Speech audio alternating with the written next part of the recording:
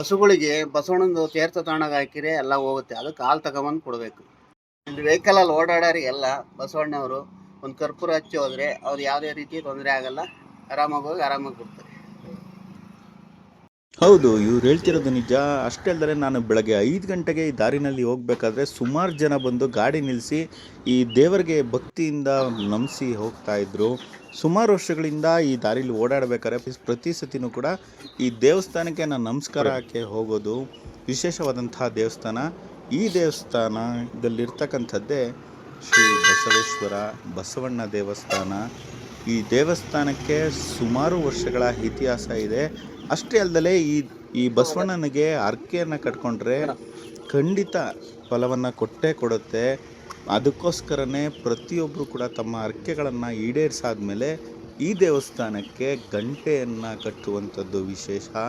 ಹಾಗಾಗಿ ಈ ದೇವಸ್ಥಾನಕ್ಕೆ ಗಂಟೆ ಬಸವಣ್ಣ ದೇವಸ್ಥಾನ ಅಂತ ಕೂಡ ಕರೀತಾರೆ. ನೋಡ್ತಾ ಇರ್ಬೋದು, ಸಹಸ್ರ ಗಂಟೆಗಳನ್ನು ಕೂಡ ತಮ್ಮ ಕಷ್ಟಗಳನ್ನು ತಾವು ಅಂದುಕೊಂಡಂತಹ ಹರಕೆಗಳನ್ನು ಈಡೇರಿದಂಥವರು ಈ ದೇವಸ್ಥಾನಕ್ಕೆ ಬಂದು ಗಂಟೆಗಳನ್ನು ಕಟ್ಟಿರೋದು. ಇಲ್ಲಿರ್ತಕ್ಕಂಥ ಗಂಟೆಗಳನ್ನೇ ನೀವು ನೋಡ್ಬೋದು. ಇದೇ ಸಾಕ್ಷಿ ಈ ದೇವರ ಮಹಿಮೆ ಹಾಗೂ ಈ ದೇವರ ಶಕ್ತಿ ಎಂಥದ್ದು ಅಂತ. ಎಷ್ಟು ಗಂಟೆಗಳಿದೆ. ಇದ್ರ ಜೊತೆಗೆ ಬಸವಣ್ಣ, ಬೆಳ್ಳಿಯ ಬಸವಣ್ಣನೂ ಕೂಡ ಇದೆ ಈ ದೇವಸ್ಥಾನಕ್ಕೆ. ವಿಶೇಷವಾಗಿ ಅಮಾವಾಸ್ಯೆ ಹಾಗೆ ಪೌರ್ಣಮಿಯಂದು ವಿಶೇಷವಾಗಿ ಪೂಜೆಯನ್ನು ಕೂಡ ಈ ದೇವಸ್ಥಾನದಲ್ಲಿ ಮಾಡ್ತಾರೆ.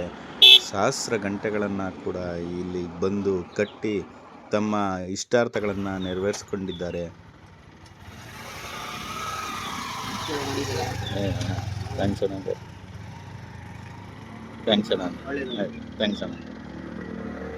ಅಷ್ಟೇ ಅಲ್ಲದೆ ಈ ದೇವಸ್ಥಾನಕ್ಕೆ ಯಾವುದೇ ರೀತಿಯ ಧರ್ಮ ಭೇದವಿಲ್ಲದೆ ಪ್ರತಿಯೊಂದು ಧರ್ಮದವರು ಕೂಡ ಈ ದೇವಸ್ಥಾನಕ್ಕೆ ಬಂದು ಪೂಜೆಯನ್ನು ಹಾಗೆ ಈ ಬಸವಣ್ಣನಿಗೆ ನಮಸ್ಕಾರ ಹಾಕಿ ಹೋಗ್ತಾರೆ.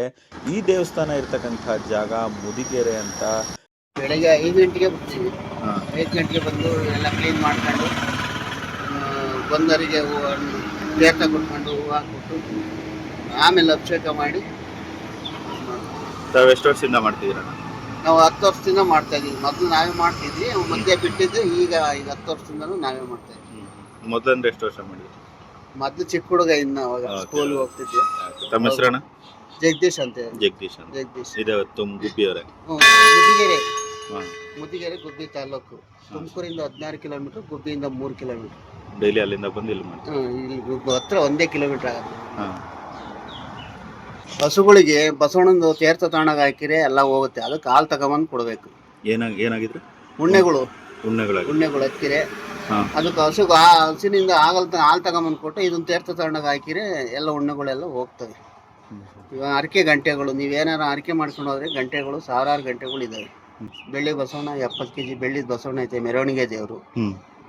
ಈ ದೇವಸ್ಥಾನ ಚಿಕ್ಕದಾಗಿದ್ರು, ಮೂರ್ತಿ ಪುಟ್ಟದಾಗಿದ್ರು, ಬನ್ನಿ ಈ ಬಸವಣ್ಣನ ದರ್ಶನ ಪಡೆಯಿರಿ. ಹಾಗೆ ತಮ್ಮ ಕಷ್ಟಗಳು ಆದಷ್ಟು ಬೇಗ ಈಡೇರಲಿ ಅಂತ ನಿಮ್ಮ ಪರವಾಗಿ ನಾವೇ ಕೇಳ್ಕೊಳ್ತಾ, ಹಾಗೆ ಈ ಬಸವಣ್ಣನ ನೋಡಿಕೊಂಡು ನಂತರ ಗುಬ್ಬಿ ಅಂತ ಇದೆಯಲ್ಲ, ಗುಬ್ಬಿಲಿ ಶ್ರೀ ಚನ್ನಬಸವೇಶ್ವರ ಸ್ವಾಮಿಯವರ ಗದಿಗೆ ಕೂಡ ಇದೆ. ಅದನ್ನು ಕೂಡ ದರ್ಶನ ಮಾಡ್ಕೊಳ್ಳಿ. ಈ ಭಗವಂತ ಎಲ್ಲರಿಗೂ ಕೂಡ ಒಳ್ಳೇದು ಮಾಡಲಿ ಅಂತ ಹೇಳ್ತಾ ನಮಸ್ಕಾರ.